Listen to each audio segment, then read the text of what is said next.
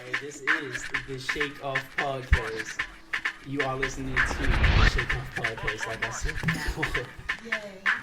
This is the pilot episode. So give it up for everybody that's here today.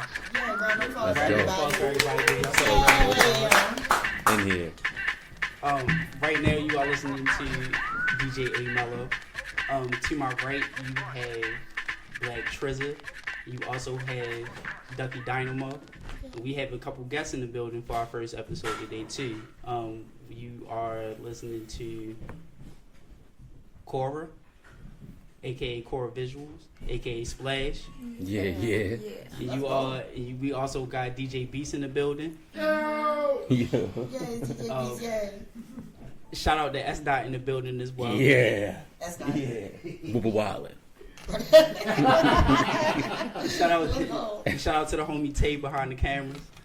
AKA God's Creation, AKA Sun God Tay. Tay Turn, you feel me? Turn them up. Right. Shout out to yourself. Shout out to yourself. Yeah. Shout out to yourself, everybody that's listening. Again, this is the pilot episode of the Shake Off Podcast. Pretty much this is a podcast that's all Baltimore club. Shout out to Walking Down the Avenue for being one of the first podcast formats of our time, you feel me? Pretty much just showcasing the history of Baltimore club. So give it up for Ducky Dynamo for one time.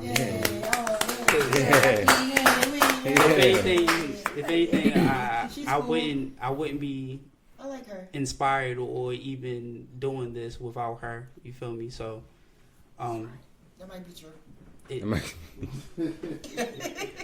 I mean, however you want to look at it, but nonetheless, you feel me? We here pretty much just to talk about the history of Baltimore club and just just tell our stories and shit.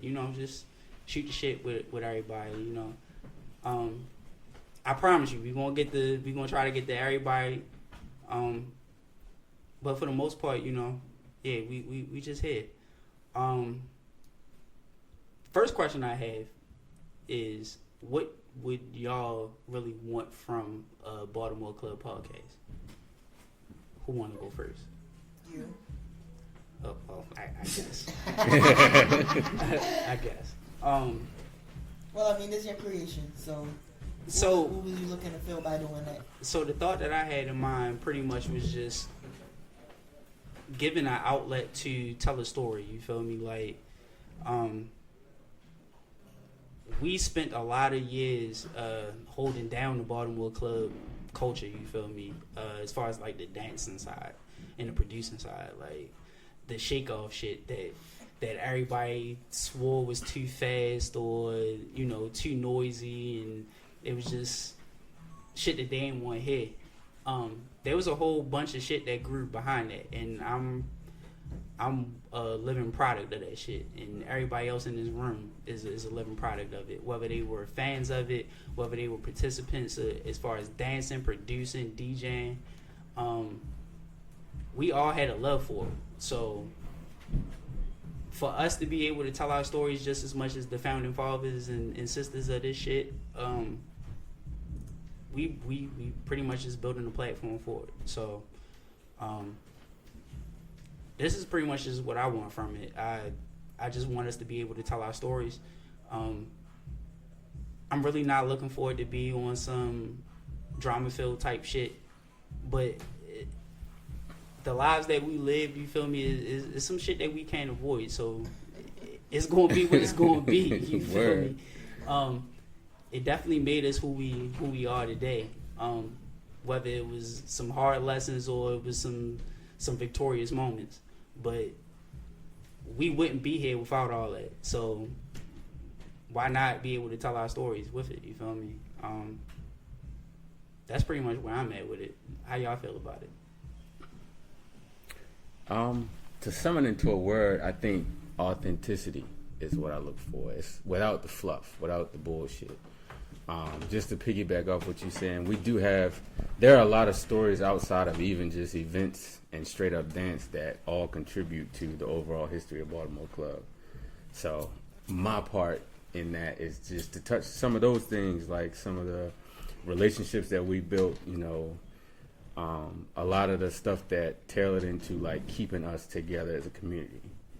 And that's pretty much the focus. And again, without all that, you know, dramatic drama bullshit, like I said, it's of course there's going to be topics that we touch that people are going to have opinions. People are going to have opinions regardless. But coming back to authenticity is just like being able to respect the fact that some things just happen and they will be acknowledged as happening. It's not an attack. It's not to pull nobody in. We don't need no hot, viral moments or shit like that. We're just here to just chat, discuss, and again, share, like you said, share our stories and other stories and guest stories and how Taylor and how that all contributes to the overall history. Word. I feel that. Definitely feel that. Yeah, also, I feel like, just overall, it'll help everybody else, like the outside people, you know, the ones that's listening, you know. But us, the people that just want to keep it going, it'll help us too. Just sitting here doing this, you feel me? Coming up with shit that we can do to just keep it going. And this is the start, Mello. That's how I feel. Like, how you feel Oh, about it? that means it's my turn.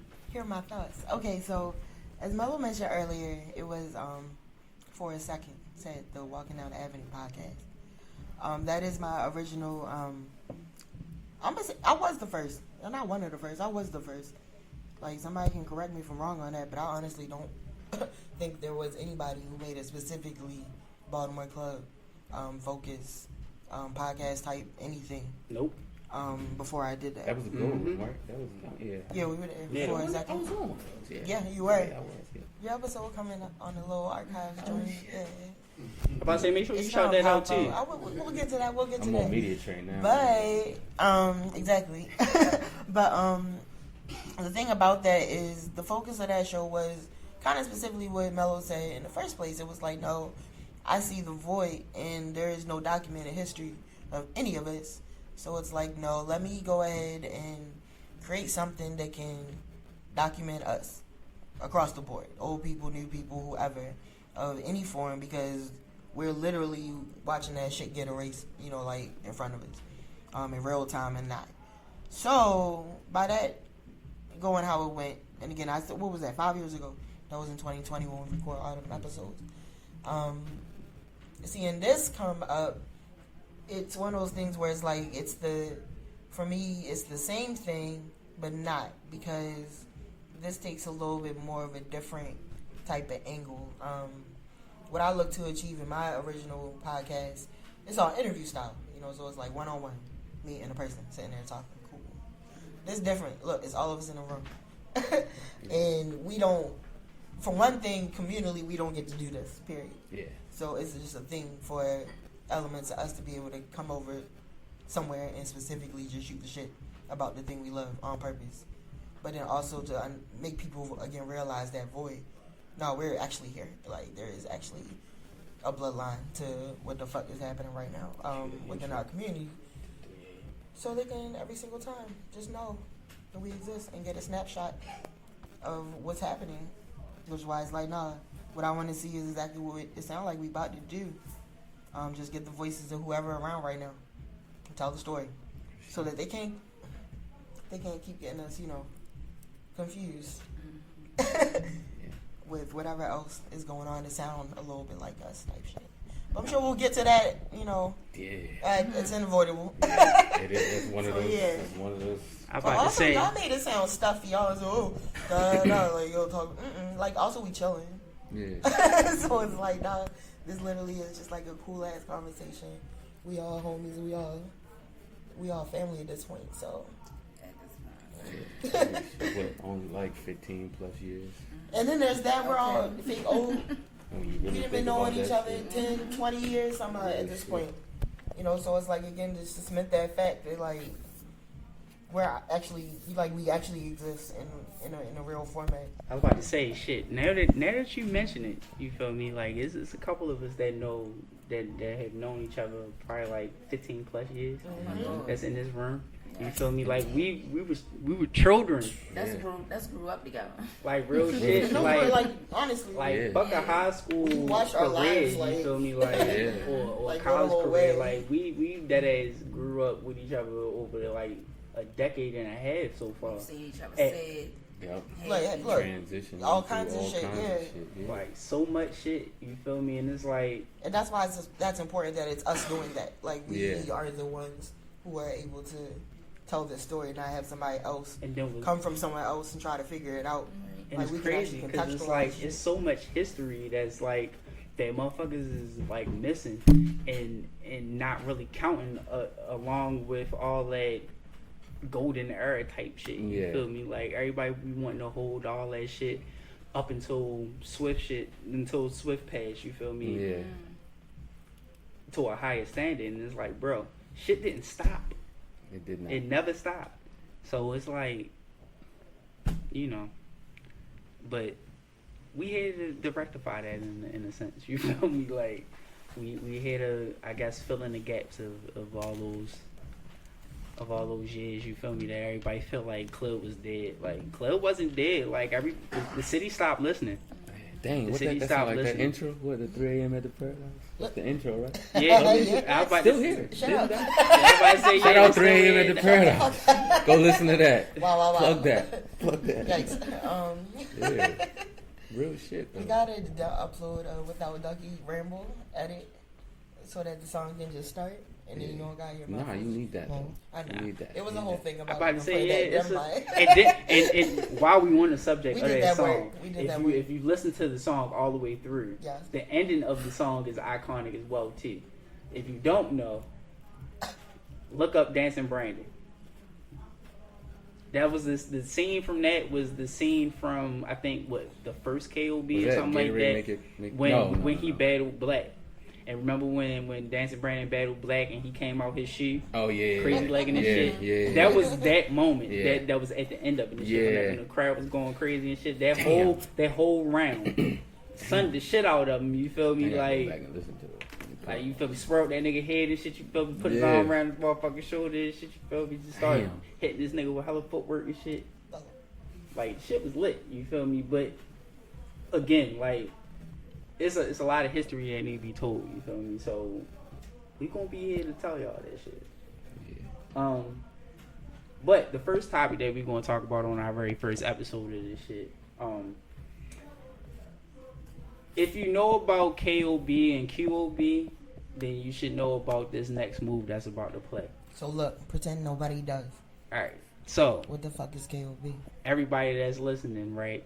KOB and QOB is the King of Baltimore and the Queen of Baltimore. This is pretty much just the Super Bowl of Perfect. club music dancing. You feel me? Shout out to Jordan for saying that shit in his post. You feel me? That shit is a super. But real it's shit. pretty much the Super Bowl of Baltimore club dancing. You feel me? It's really one of the, I would say one of the first dance competitions that you would find in Baltimore. I could be wrong, but honestly, I don't really recall any other dance competition going on if it wasn't some hole in the wall club or bar and lounge or some rec center or something like that, and Easter- it Easter didn't cater dance to con. Baltimore club. The Easter joint. It's that, you feel me? No shade, but I'm just saying. Fucking niggas up on I'll tell a story about that Right. one Easter. Fuck niggas up on Easter. day. Until then, yeah, we'll just see that. With that being the case, you feel me? The competition that's coming up, that's powered by Be More Than Dance. It's pretty much let's up the ante on it. Let's say it's just the same competition but on steroids, right? At this point in time, club music has spread to different regions. So right now you got it in Philly, you got it in Jersey, you even got it in New York. And they all have their own respective styles of dancing to club music and to their own style of club music, respectfully. But with us being one of the being us being the mecca of this shit, whether it's the music or the dancing to this shit or the competition aspect of it, yeah, pretty much we're bringing it here.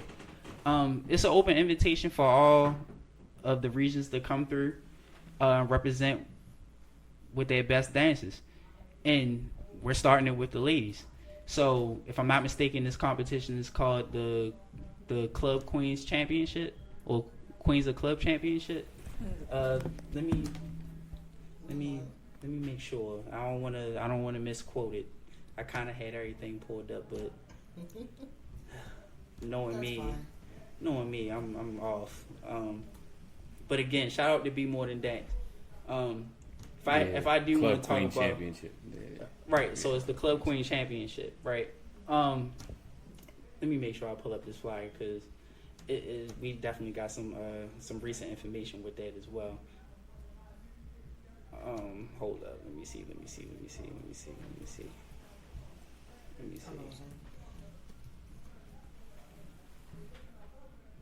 Oh, I can't find it, but all right. So, if anything, the competition is called the Club Queen Championship. It is going to be held on November the 1st, 2025. 21st. The 21st, that's what I said. Yeah, November 21st. Preliminary rounds is going to start at 2 p.m. and then the main event will start at 6 p.m. All right, so for everybody that's not familiar with this, preliminaries is pretty much everybody that's going to be competing to get into the competition. So you're going to have a numerous amount of dancers that's going to be competing, and they're going to be getting scored to pretty much just see where they rank at in seeding. Wait, we do. So here's the thing about this. Right. King Mello, you don't run one of these types of situations before. Yeah. Understood. It is not, as it's been explained to me, the Club Queen Championship is not just a copy and paste of the King of Baltimore and Queen of Baltimore product that we know have been enjoying for the past 18 years or something. But what I mean by that is this is a style of competition in which there's competitors and judges.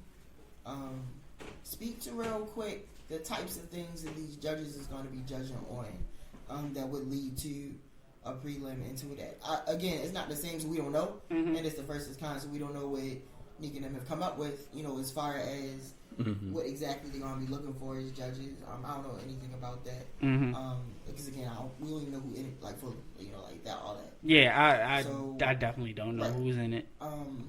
So anything about that, like as far as what does that look like? Those people who are in them prelims, what are they looking to like try to show off or type shit? So from my experience, allegedly. what I can allegedly, because I'm not too sure exactly how this particular format is going to go or how they're going to be doing with seeding or like the specifics on what they're judging for with this particular competition. But in general, I can kind of speak for it. Yeah. Just being somebody that did it like 6 times before I even won, and right? won it. And won it. So just seeing like the Rebel comps and just based on that type of level. So and I guess I can see that too. It is a little mixture of our culture and how our competition is set up, plus some of the like mainstream competitions you might see in today's world.